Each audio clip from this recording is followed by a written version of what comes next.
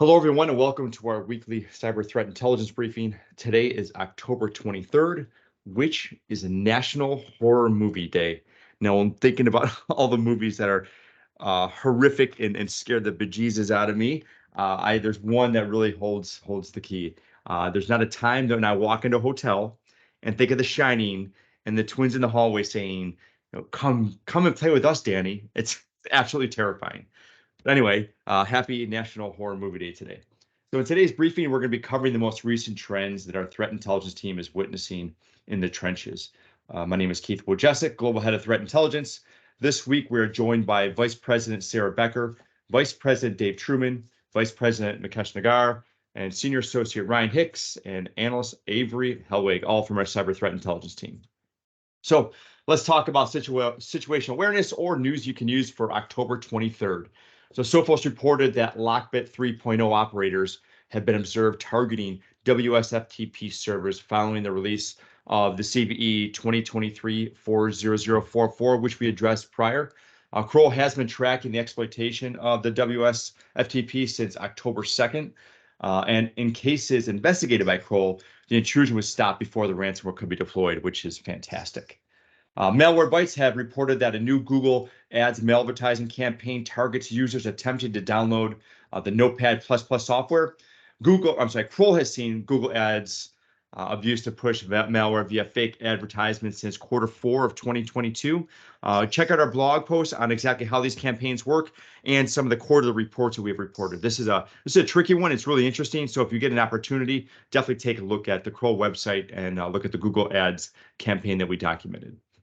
On October 11th, the FBI and CISA published a warning advisory on AvosLocker, the ransomware campaign against critical national infrastructure.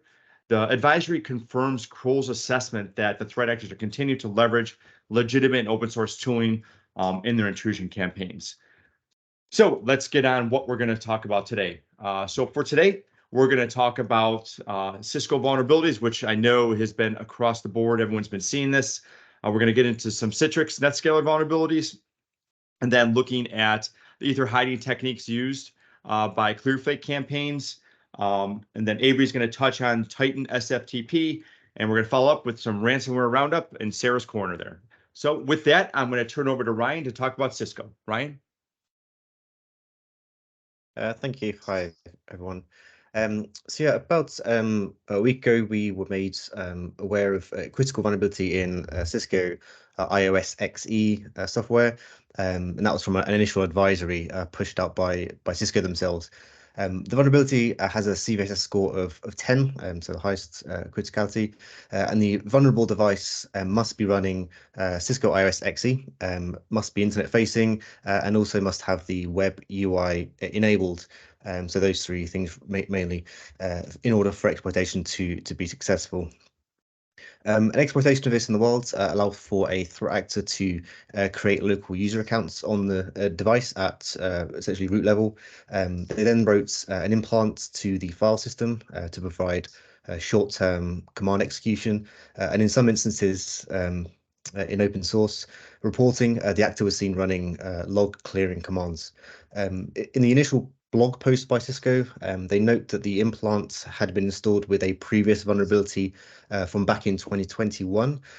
However, importantly to note, they did say that fully patched systems also did have the implant installed. Therefore, the installation method of the implant itself is currently still unknown. And there's also been no reporting of any additional activity following this initial implant, which is of course strange, but certainly seeing if we see anything ourselves. Later on last week, there were multiple reports in open source of widespread exploitation of vulnerability. Kroll has also observed evidence of this exploitation within our client base and our client base, where many of the same indicators of compromise shared across the community were present. And as part of ongoing investigations, we observed successful logins from the malicious IP address, which again had been shared in open source, and that's shown at the in the log extract at the bottom of the screen. The user account that was created in this case was Cisco_support, which is not a legitimate account within the environment. And again, those were both the same indicators that were shared across the community for this kind of widespread campaign. And listed there are a few recommended hunting methodologies, including searching for unknown user accounts. So those are the two accounts there that had been observed across the campaign being created. Searching for the implant itself, that's the kind of file path there in bold that where it would be seen. And lastly, hunting-wise, there is a curl commands that Cisco have provided, which we have included in the weekly report that can be run again, looking for the implant. George is going to just talk us through a bit of a timeline of events from the past week.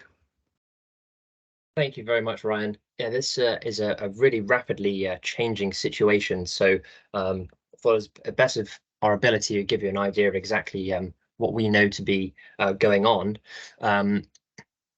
Starting off on October 16th, that's when Cisco provided their initial advisory stating what was going on. Of course, their Talos unit had done some research on what exactly was happening prior to this and may have found exploitation going back as far as September 18th.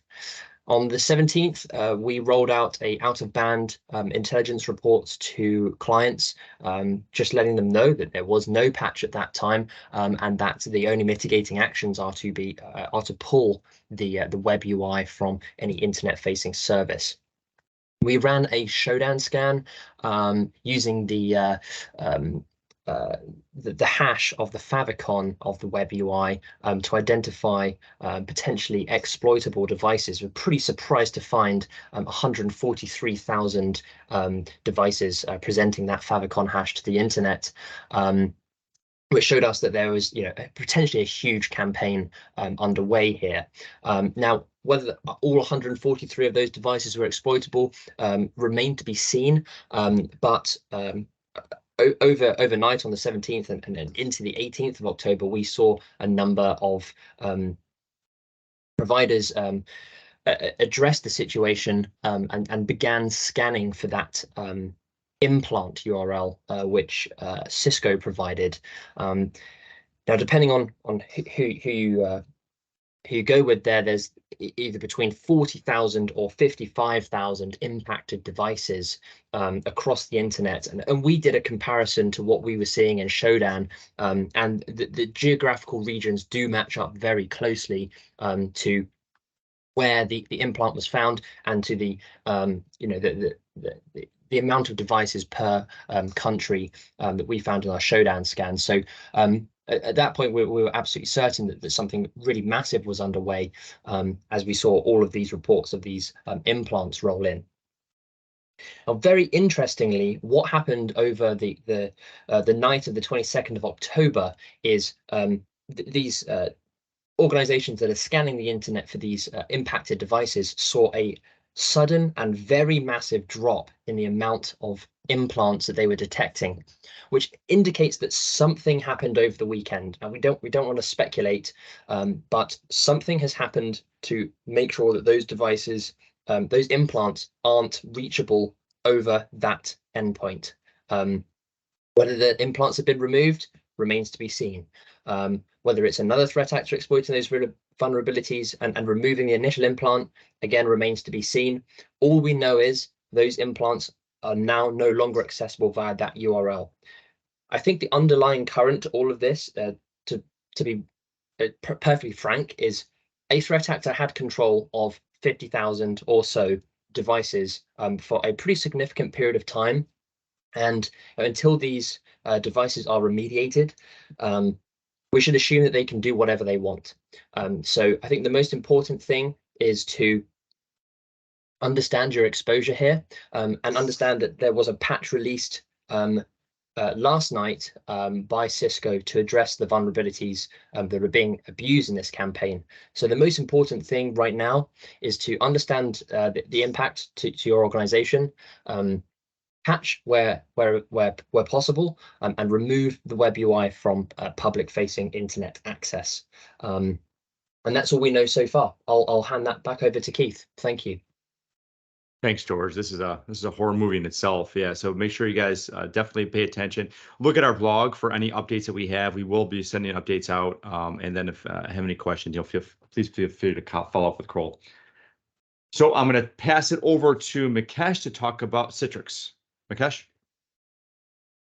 Thank you. Hello, everyone. So Citrix has released a security bulletin for a sensitive information disclosure vulnerability. This has been tracked as CVE 2023-4966 with a CVSS score of 9.4. This currently impacts NetScaler's ADC and NetScaler gateway appliances. From the bulletin that Citrix released, successful exploitation could result in the ability for the threat actor to hijack existing authenticated sessions, thereby bypassing or circumventing multi-factor authentication and other strong authentication that is currently implemented. Something to note is a prerequisite for this vulnerability is the appliance must be configured as a gateway, so that's either a VPN virtual server, an ICA proxy, a CVPN, or an RDP proxy, or a AAA virtual server. The authenticated session hijacking can lead to extended downstream access depending on the permission and access scope granted to the identified user that has been hijacked or the session that they're currently in. Following this, an adversary could employ this technique to acquire more credentials, pivot laterally, and obtain access through additional resources within the environment. There have been open source reporting that this vulnerability is currently being exploited in the wild, although full details of the exploitation are not available currently. We recommend for all users to update all vulnerable NetScaler's ADC and gateway appliances to the latest firmware versions, as well as ensuring that all credentials are rotating. For those who are attempting to patch, we do recommend to isolate these devices for testing and preparation for the patch deployment. In the event the appliances can't be patched, we do recommend that we do recommend taking precautions and enhancing monitoring on these devices until the patch is installed. With that, I'll hand over back over to Keith. Thank you all. Thanks, Mukesh. Appreciate that. We're going to send it over to Dave to talk about ClearFake campaigns. Dave? Thank you. Security researchers at Guard.io Labs have documented a new technique used alongside the ClearFake campaign.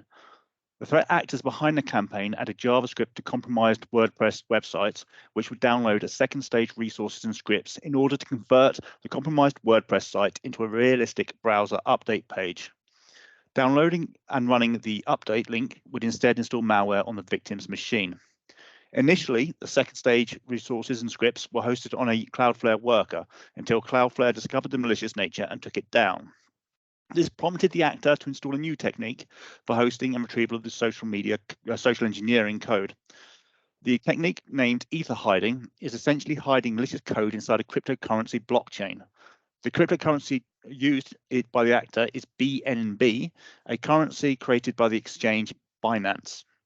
The actor places a contract object on the currency's blockchain. The second stage is then stored within that object. In order to download and execute the second stage, the first stage JavaScript placed directly on the WordPress website utilizes the endpoint on Binance.org in order to retrieve the object from the BNB blockchain. The article from Guard.io Labs states that the malicious code is hosted in a manner that can't be blocked and represents the next stage in bulletproof hosting. Next slide, please. Our own research indicates that an organization can protect itself by blocking the Binance.org domain and subdomains at the network perimeter. This stops the web browser from accessing the endpoint required to access the blockchain object. So whilst the data on the blockchain is not removable, blocking the website by which it is accessed is. Over time, new endpoints for this or other blockchains that provide mechanisms for downloading data might be found. However, this is not hugely different from threat actors switching from pastebin to transferred SH as organizations stop blocking pastebin. A good source of threat intelligence can be used to keep on top of these behavioral changes, and their corresponding threat feeds can be used to automatically update perimeter tools. Thank you. Keith? Thanks, Dave. Appreciate that. We're going to send it over to Avery to talk about Titan. Avery? Yeah, thank you. Good morning. So a significant security flaw impacting industrial cellular routers from Milesight has been discovered and is dubbed as CVE-2023-43261, and it poses a potential risk to sensitive data and unauthorized access. This vulnerability affects various router models before version 35.3.0.7 and could allow remote and unauthenticated attackers to access logs and sensitive credentials. Attackers could gain access to the web interface, configure VPN servers, and disable firewall protections, posing a serious security risk. Additionally, the flaw is more concerning for routers that permit the sending and receiving of SMS messages, as attackers could exploit this functionality for fraudulent activities, potentially causing financial harm to router owners. It has been reported that the vulnerability may have been actively exploited in real-world attacks, as there have been observed evidence of attempted exploitation on 6 systems with IP addresses that geolocate to France, Lithuania, and Norway. The threat actor was able to successfully authenticate on the first attempt for 4 of the 6 machines, and on the 5th attempt, the login was successful the 2nd time. The last machine did, however, fail to authenticate. CVE-2023-43261 was weaponized as the attackers extracted the credentials needed to gain access from the httpd.log. Approximately 5% of internet exposed Milesight routers are running the vulnerable firmware, making them susceptible to this vulnerability. As a precaution, it's been advised to assume that the system's credentials have been compromised and to generate new ones, ensuring that there are no interfaces reachable via the internet. There have also been security flaws discovered in South River Technologies' Titan MFT and Titan SFTP servers. These vulnerabilities could grant attackers remote superuser access to affected hosts if exploited. However, these vulnerabilities are post-authentication and require non-default configurations, making the wide-scale exploitation unlikely. It is recommended to maintain the systems at the latest security patch just to minimize vulnerabilities. Passing it back to you, Keith. Thank you, Avery. Appreciate it. Now we're going to follow it up here with Sarah's corner of Ransomware Roundup. Sarah? Thank you, Keith. So we have 3 ransomware groups that are experiencing some updates or changes to their data leak sites. First up, we have Blackbyte. They became operational around 2021, and now when a user visits their shaming site, there is a disclaimer message that is prompted. So that message states, hello, dear visitors of our creativity. Today we want to provide you one of the biggest leaks of corporations' data. It will include all those companies that they thought would be able to get through this without any consequences of leakage personal information on the network spaces, of course. Those with reached an agreement not included in this list. Enjoy watching. A user can close out of this display message and then see all the other victim companies that are listed, but currently there has been no new listings posted since the beginning of October, so we are monitoring that to see if any new victims are posted. Next group up is Trigona. They became operational towards the end of 2022.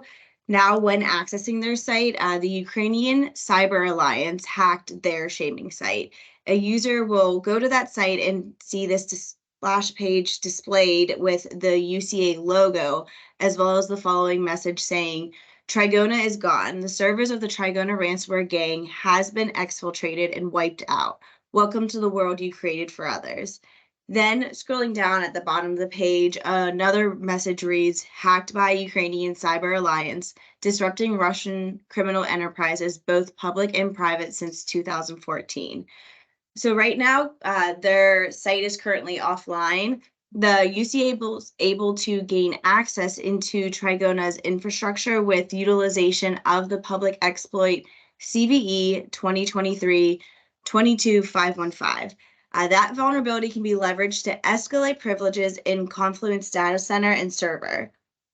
There is a threat actor going by the moniker Hermit that published screenshots supporting all these accusations and the attack, and they also posted Trigona's support documents. That threat actor also disclosed that they exfiltrated the developer environment, source code, database records, and cryptocurrency wallets. The UCA was also able to obtain Trigona's administrative and victim panels, as well as internal tools that Trigona uses, like Rocket Chat, Jira, and Confluent servers. It's unknown right now if the decryption keys were included in the transferred data, but if they are obtained, the group will release them. And then finally, we have Ragnar Locker. When users access the data leak site for Ragnar Locker ransomware, they are met with a splash page displaying the information that the site has now been seized. So no more Ragnar Locker for right now. The display message does say this service has been seized as a part of a coordinated international law enforcement action against the Ragnar Locker group. So that's all for me, Keith. Thank you very much, Sarah. Appreciate it. And a big thank you to everybody that has taken the time to tune into Kroll's weekly threat intelligence briefing. We hope you found the session informative. If you do have any follow-up questions, please feel free to contact the team at cti@kroll.com. We look forward to seeing you next week, and enjoy the rest of your day. Take care, everyone.